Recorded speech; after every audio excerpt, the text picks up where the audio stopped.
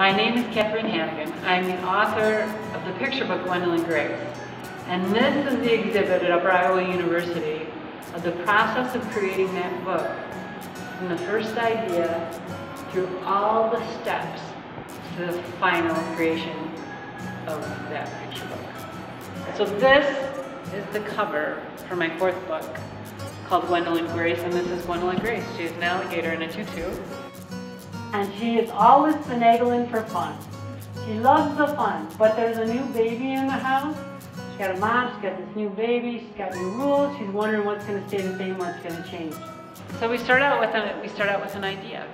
And I have two nieces who are now 7 and 9 years old, and I know that I had a lot of this idea after I came back from a visit with them, because they both are always finagling for fun. And they are always trying to see what they can get away with. And they also wear tutus.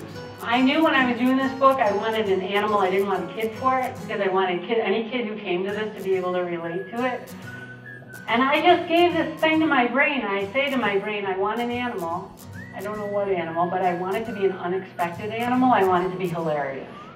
And if I just sit there for a while, my brain says, let's try an alligator. And I'm like, that's amazing. I don't even know how I came up with that. And I was like, we need a name, brain. We need a name for this alligator. And I want it to be a name that nobody would expect for an alligator, with the teeth and the scales and stuff.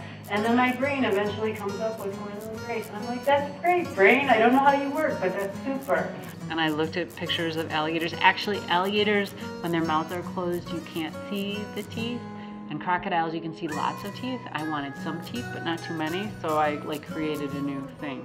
So I'll just start looking at those pictures and figuring out what are the characteristics that I want to keep, and how am I going to turn it into a character that looks kind of like a kid. And then I started even doing sketches for the pages of the book. I was imagining what the pages might look like, what kind of fun she might be trying to have. And I go on my computer and in Photoshop, I draw these images, and then I print them and I put them in these little fake books called dummies. And I paste them into a tiny book so that I can see then, while I'm working on it, what's going to happen when I turn the page.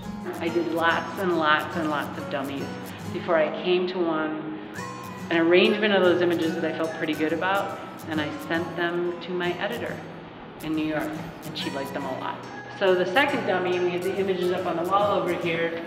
Gwendolyn Grace has been completely redrawn, the dog, and now I have limited the number of pages to that 32 that I need for a picture book.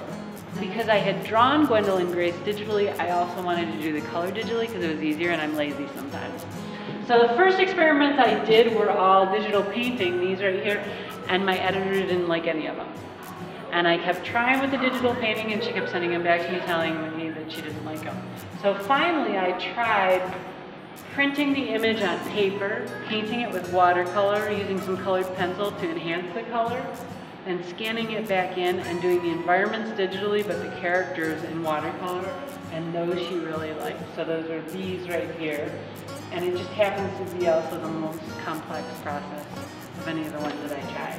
But it's all right, it worked.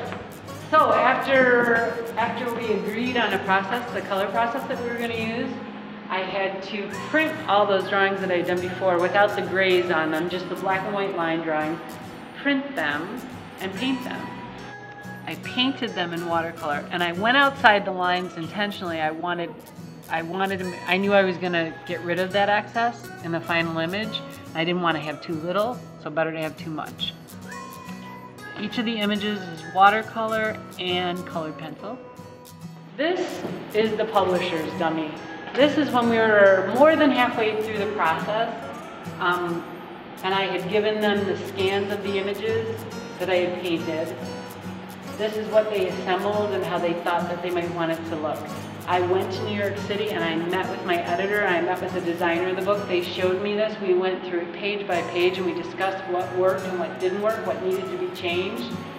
This is my favorite part of the exhibit. It shows one page from beginning to end. So you see the first sketches for her in the bathtub. There's the first drawing of her in the bathtub. Then I refine it so she's consistent throughout the book and she looks better. Then I take away the black and white, I print it on watercolor paper, 140-pound watercolor paper on my printer, I paint it with watercolor, I scan it back into the computer, kept the painted parts, kept the watercolor painted parts, but painted everything else digitally in Photoshop. And that's the image then that shows up in the final book. This is called an F&G. And F&G stands for folded and gathered, and it's kind of the book. It's as close to the book as you're going to get, but not quite the book. There's not a hard cover, there's not a case cover.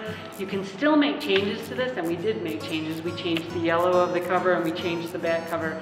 But this is what goes out to reviewers and critics, and it's kind of the cheap paperback, the final model for the book. We have the cover, here's the title page, the dedication page with Gwendolyn Grace swinging from a chandelier and saying ta-da, and then the story in the color that we're going to have it in the final, the end page, and then the back cover as well. So, like I said, this is as close to the book as you're going to get, and it's your last chance to make any changes. And we still make changes right up to the very end.